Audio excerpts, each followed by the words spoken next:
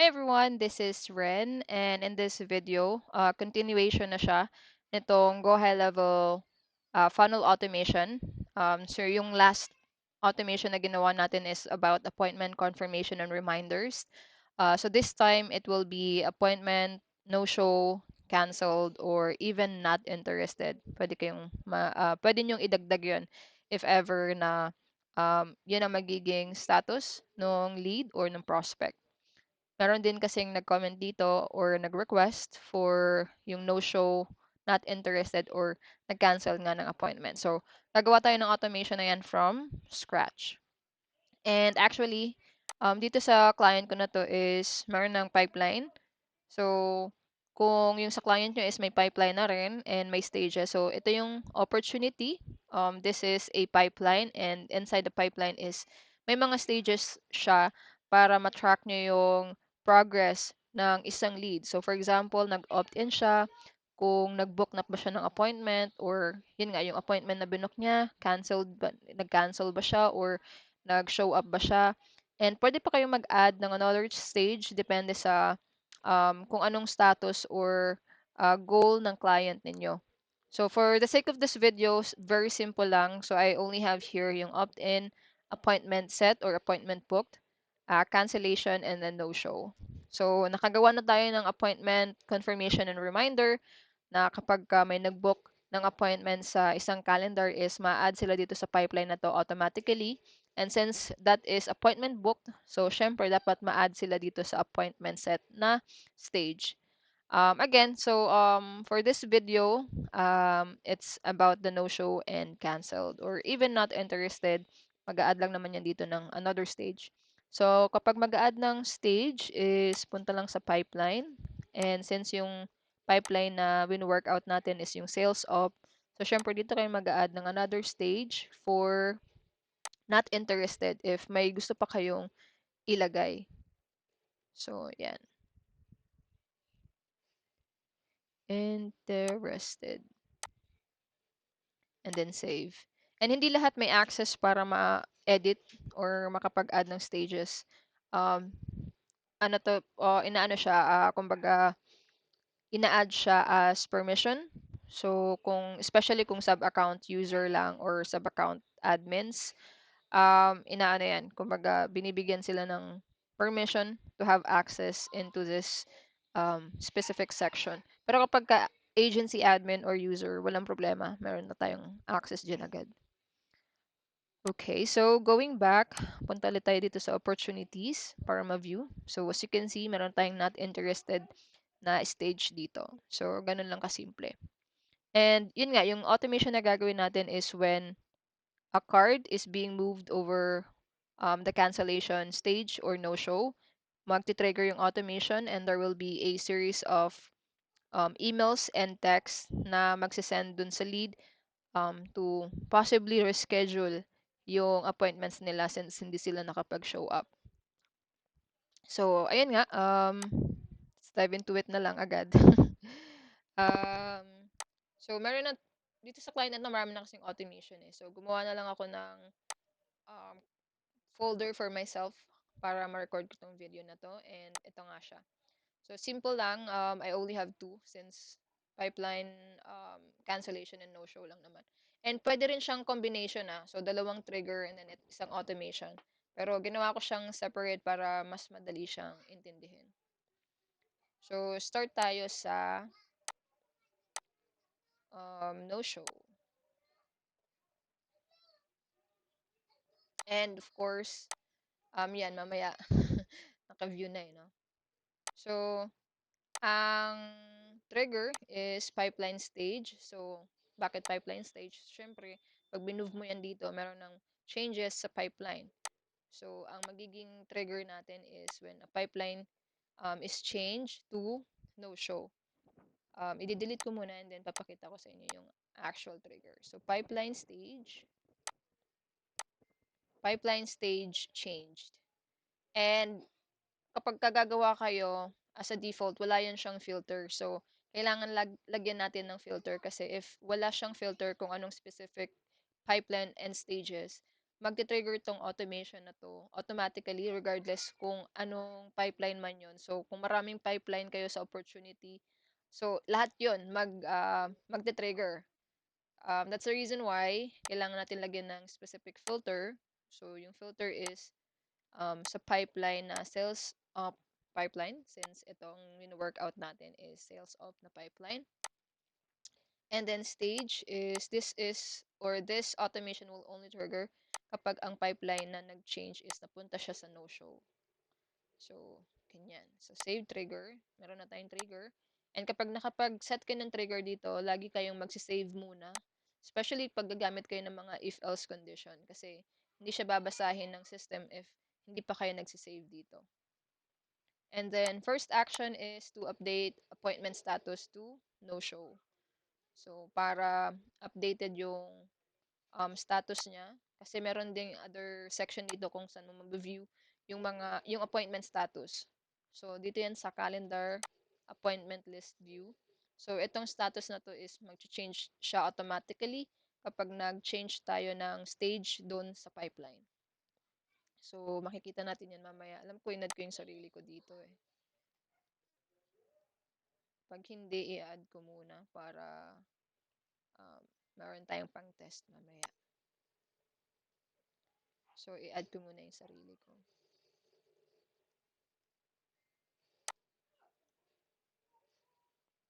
Yan. Alex. So, nandito na ako sa pipeline na yon. Alex. Hindi na pala eh. So, ito. Ito yung magiging sample person natin or sample lead natin mamaya. So, going back dito sa automation na ginagawa natin. So, unang action is to update the appointment status to no-show. Next is, ang ginagawa ko palagi is nag-a-add din ako ng tag para kapag ka nag-view dito sa contacts, meron din siyang tag dito na no-show.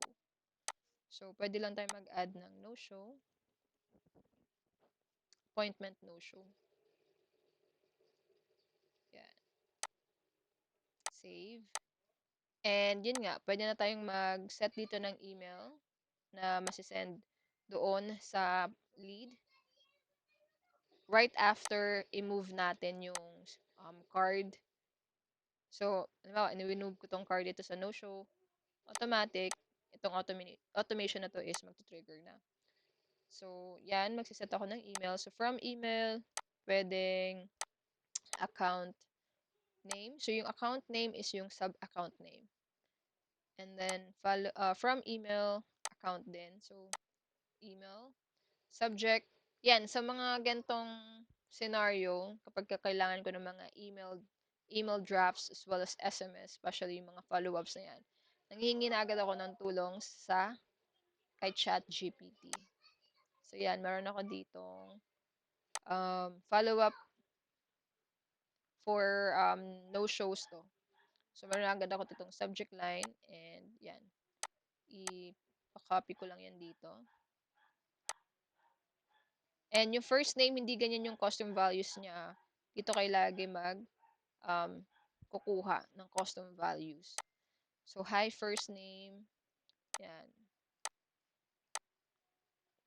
And yung calendar link, dito rin yan siya sa appointment.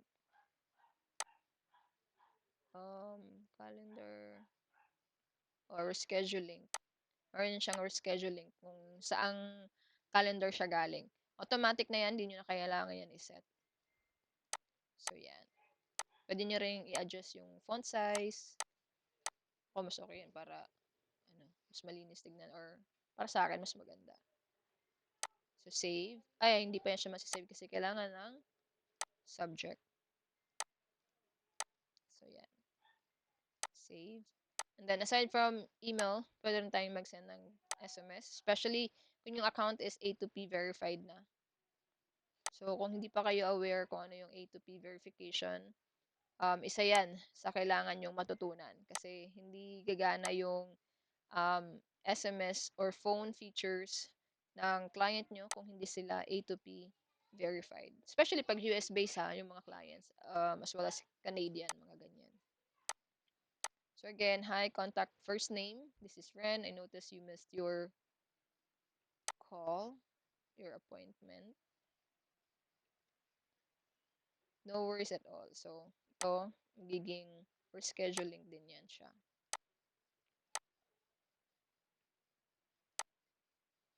Yan. So, ganun lang gagawin nyo. Pwede rin kayo mag-add dito ng wait time. So, for example, nag-move na kayo. Gusto nyo tong email na to and text is magsisend pa an hour after ng actual movement nyo sa pipeline. So, pwede rin siya. So, 1 hour. Wait 1 hour. Or pwede rin 30 minutes, 5 minutes, ganun. Depende talaga sa inyo. So, dito, hindi ko na siya lalagyan kasi para pag nag-test ako mamaya, masisend agad yung email. Yung text, hindi yan magsisend sa akin kasi wala akong phone number na nilagay dun kay Alex as an example lead. Yan, makikita natin yung mga status mamaya, yung sa execution logs, papakita ko sa inyo. And then, ito, kapag hindi pa rin sila nag-book or nag-reschedule, continuous lang,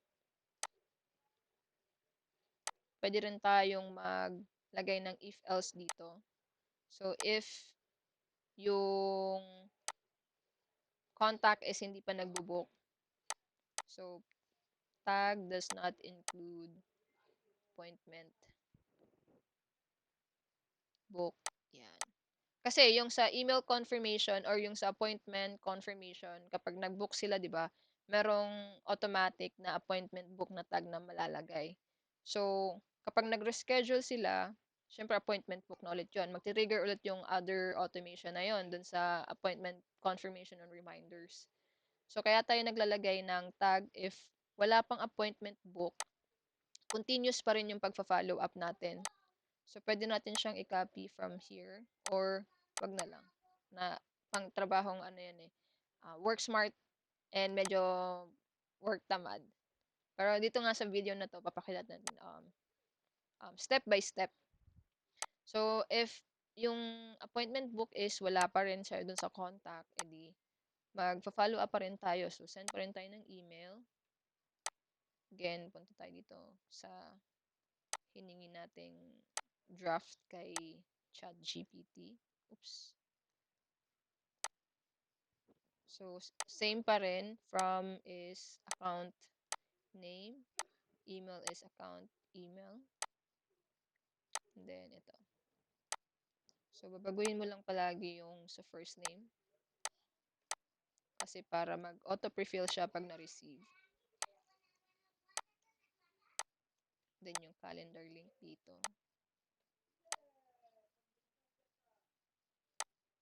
Reschedule. Yan. And then, kalimutan yung subject.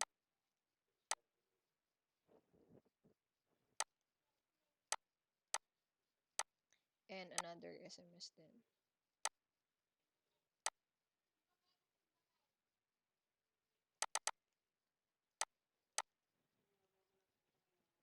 So, ito, babaguhin ko lang yan. Pwede nyo itong gayahin guys sa mga um, sa kung meron kayong access sa Go High Level sub account ng clients nyo para ma-practice. And then, i-test nyo syempre. Pag hindi gumana, meron kayong na-miss. So, yan. And then, ito nga, ito yung gagayahin ko na lang. So, ay kailangan meron tayong ilalagay dito na wait. Wait, 1 day na to. 1 day. Yan. Kasi bakit? So, syempre, magsisend na tong first email and text, di ba? So, kapag bibigyan natin sila ng isang araw na window para makapag-reschedule. So, wait 1 day.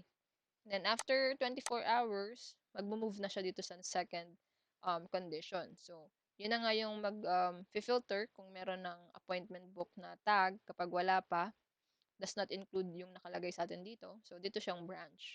Kapag meron ng appointment book na tag, so for example, nag-reschedule na sila, dito na sila sa other branch, which is yung none, and automatically mag-e-end na yung automation. Meaning, hindi na nila marireceive yung mga follow-up um, text and email since nag-reschedule na sila eh. So, doesn't make sense na kailangan pa nilang ma-receive yung mga follow-up eh nag-reschedule naman na sila.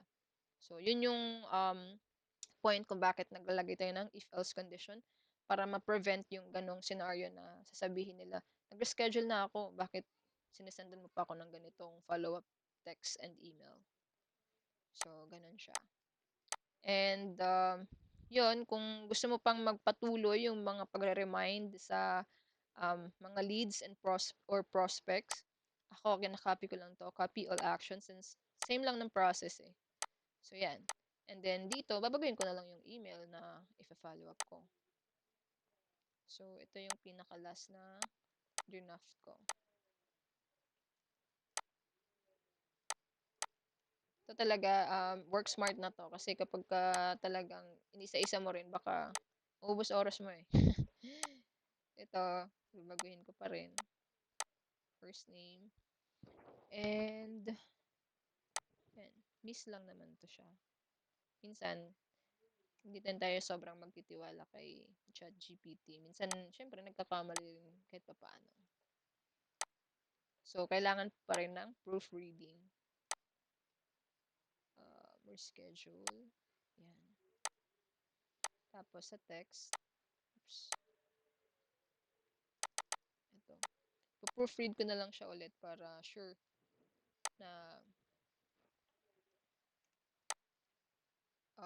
tama yung mga contents dito.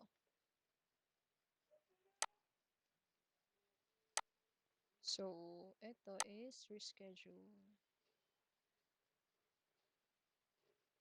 Ay, appointment nga pala. Yan. So, yan siya. Diba? Medyo okay na yung structure. Siyempre, kung gusto nyo pang dagdagan, pwede naman. Ito yung sa no-show. So, try natin i-test kung work siya. Kung tama yung pag-trigger natin. And, especially, kung halimbawa sa test natin is wala yung reschedule link, that's because nag-add lang kasi tayo or nag-manual add lang kasi tayo ng lead dito. So, kapag galing sila sa calendar booking talaga, so for example, yung lead, nag-book talaga sa actual calendar dito sa loob ng sa loob ng sub-account na to, of course, yung rescheduling link is mag-pre-fill siya automatically. Ito kasi is wala.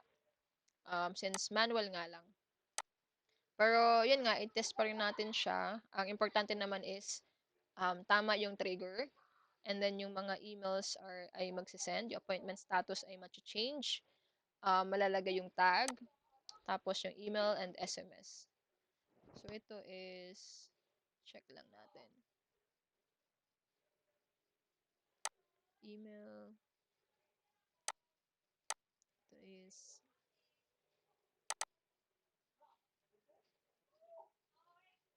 yan.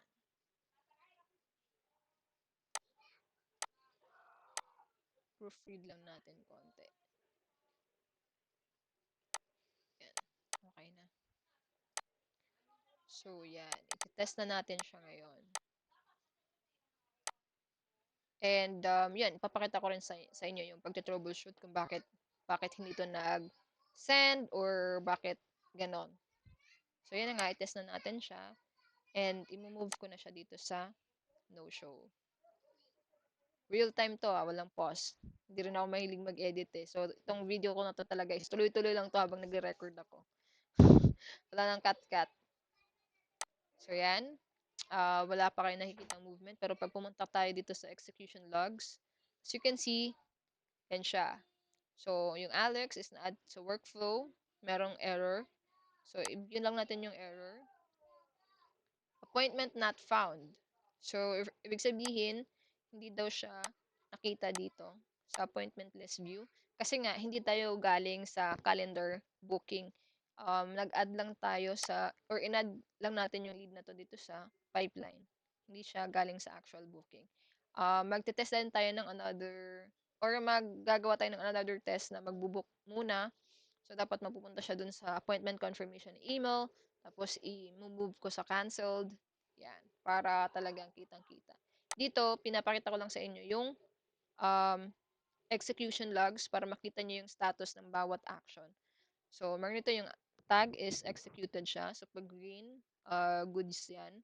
Yung SMS skip, bakit, view details, yan, no phone number. Makikita naman yung reason dito.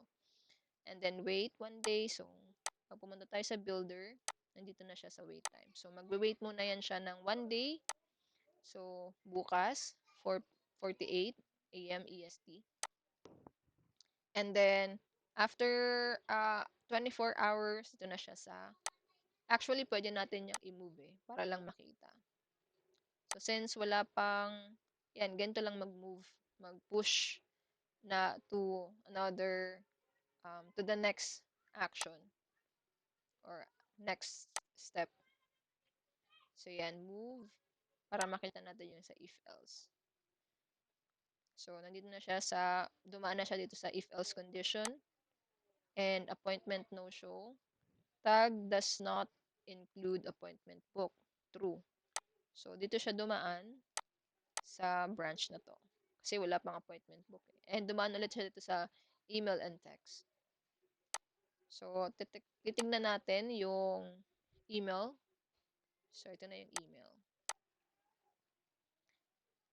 So, wala din yung calendar rescheduling link dito kasi yun nga yung sinasabi ko kanina, hindi siya, itong lead na to is hindi siya galing dun sa calendar booking.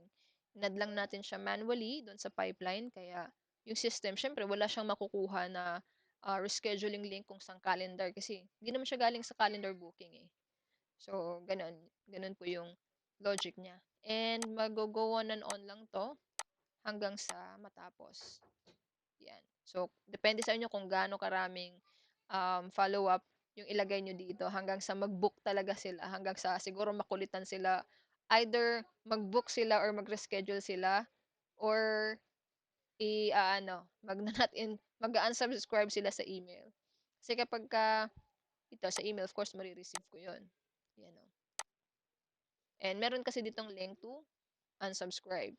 So, kapag clinic ko tong unsubscribe is, hindi na ako makaka-receive ng email from this email address. And yung dito sa, yung specific email na to is mapuput siya into DND. Yan. Kakaroon siya ng X dito. Meaning, kahit mag-send si Nashville Roofing ng email dito sa email address na to, hindi ko na talaga ma-receive. Kasi nga, naka-DND na eh. So, ganun siya. So, yan. Successfully naman, nag-trigger um, nag-trigger yung automation na to and correctly structured naman siya. So, meron lang mga error. And so, ngayon naman is magte-test naman tayo ng actual calendar booking. So, magbubook ako ng calendar. Dapat ma-add siya dun sa appointment set. And then, i-move ko naman sa no-show. Dapat meron na, nandun na yung scheduling link. So, yan. So, yan, mag-book na tayo ng appointment dito. And siguro pipiliin ko is March, yan, or Feb 27. Walang 29 eh, no? Kasi leap year eh. Wala bang leap year pala. So, yan, 11:30. And yung name ko is Ren. And tingnan natin webs. Phone number. Email address. Ibang email address gagamitin ko kasi para gagana siya. Schedule. So, ang automation na ginawa ko lang, very quick lang kasi. Minake sure ko lang na ma-add siya sa opportunity as well as um, maglalagay ng tag na appointment book. So, yan. I-refresh lang natin to siya.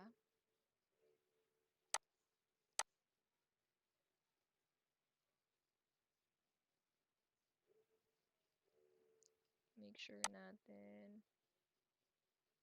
So, appointment book, sales up. So, yan, nag-create na siya. Dito sa pipeline na ginamit natin dito ay sales of appointment set. So, dapat nandito siya.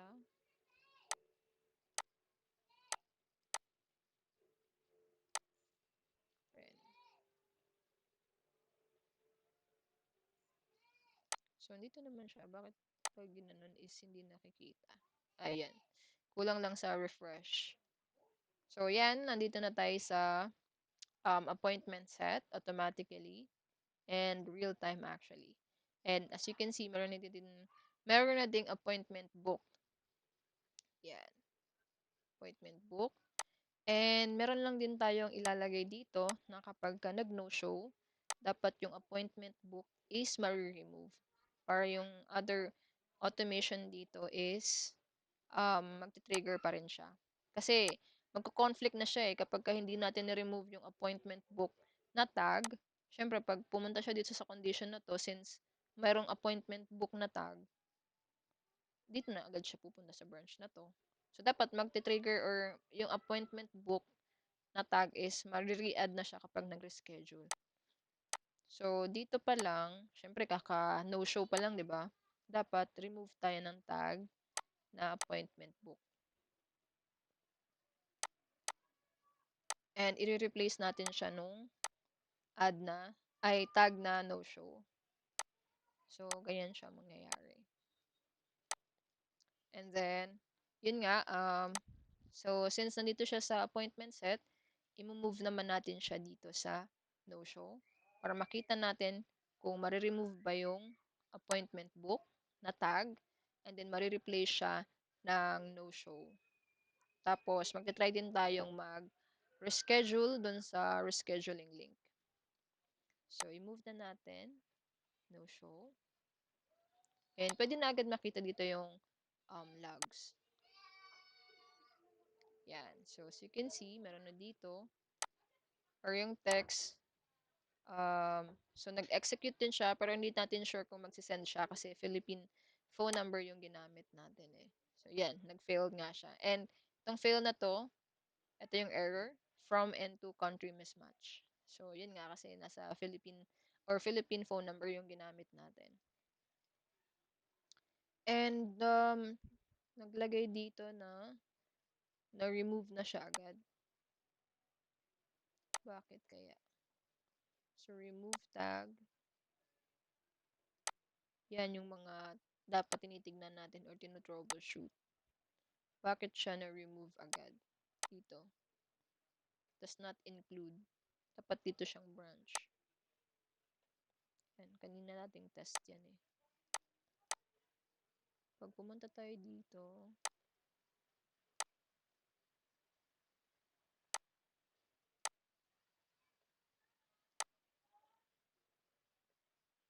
so, tignan na lang natin siya kung bakit.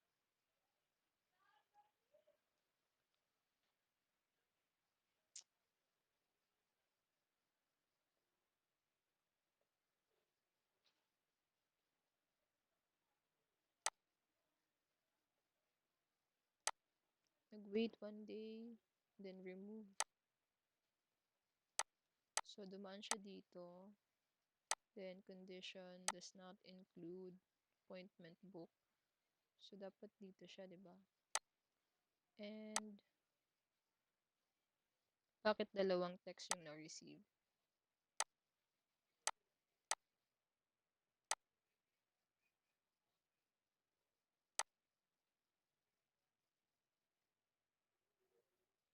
And, wala din yung rescheduling link niya.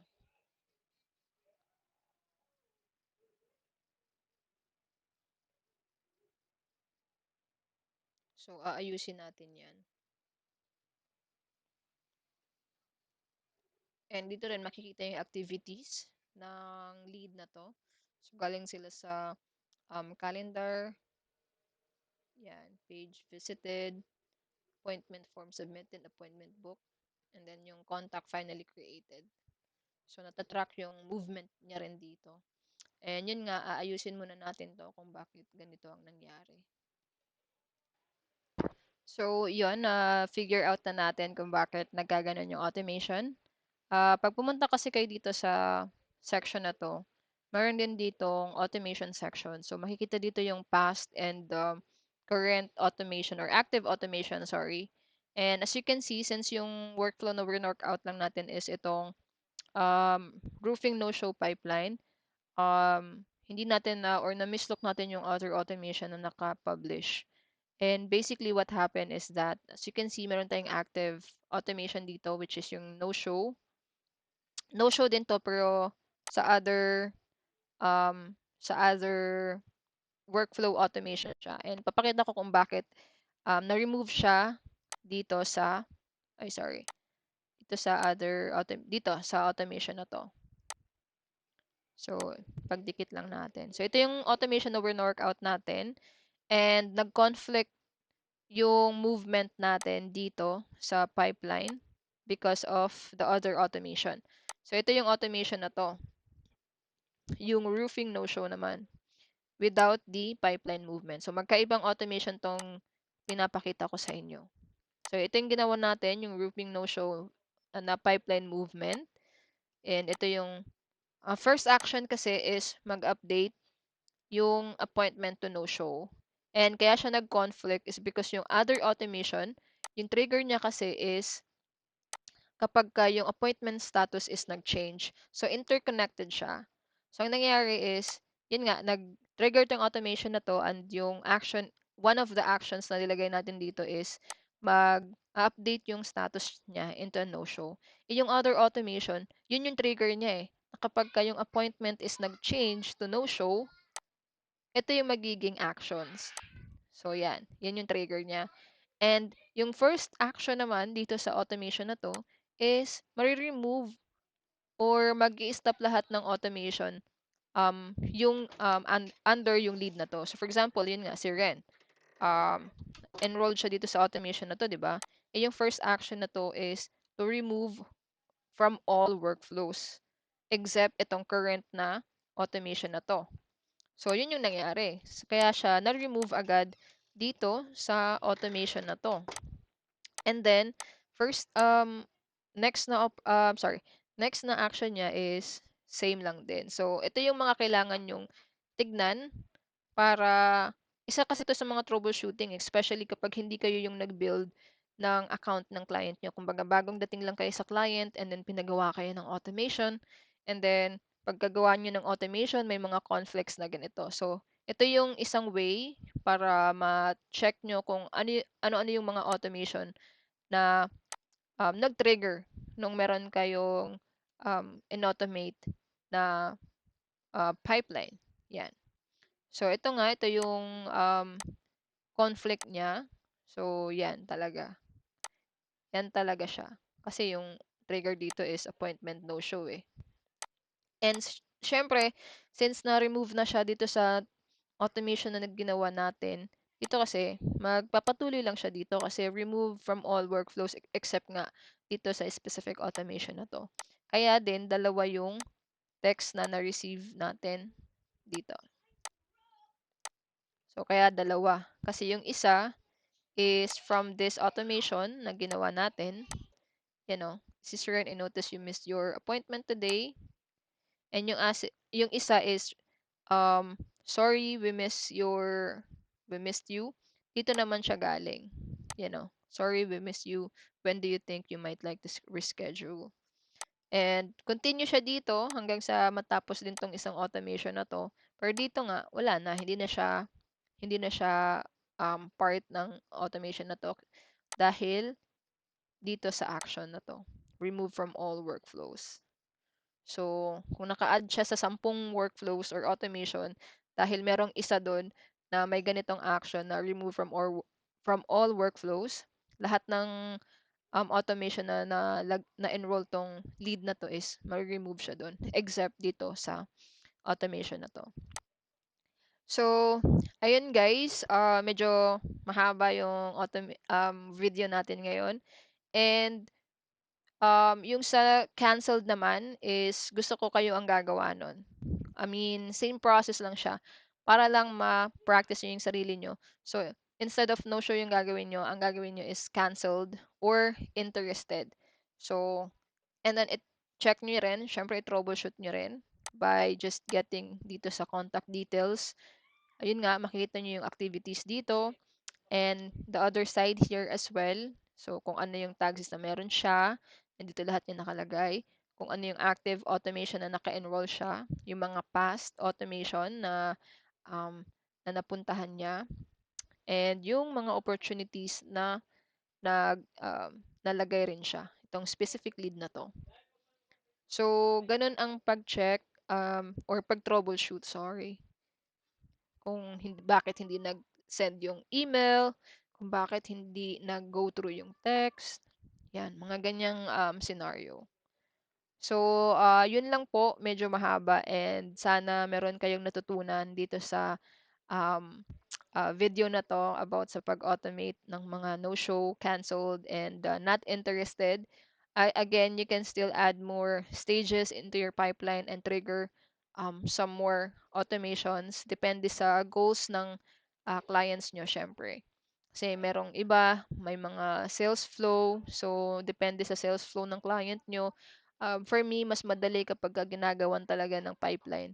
Kasi from the pipeline, pwede na kayo maka-trigger ng mga certain automations doon and mas madaling gamitin siya when it comes to your clients. Kasi kapag pumunta sila sa opportunities, all they have to do is move the card eh. Wala na silang ibang gagawin like mag-add pa sila ng tag. Pag nag-add sila ng tag, masyadong mahabang process eh. Po, kiklik pa nila yan, tapos hahanapin pa nila yung tag dito. Pag hindi nila na-add, mag-add pa sila. So, ganyan. And marami din minsang glitch kapag sa tag, especially kapag yung tag na nilagay nyo may dash, tas yung tag na nilagay ng client nyo walang dash. So, yun. Itong pag-move ng card is the easiest one. User-friendly siya para sa client nyo. Hindi na sila mahirapan. Baga, bahala kayo mahirapan, basta yung client, hindi sila mahirapan kasi masyado na silang busy eh. Kaya nga nila tayo hinahire para mapadali yung mga ginagawa nila. So, yun lang po. If may questions, mag-comment lang po kayo. Thank you.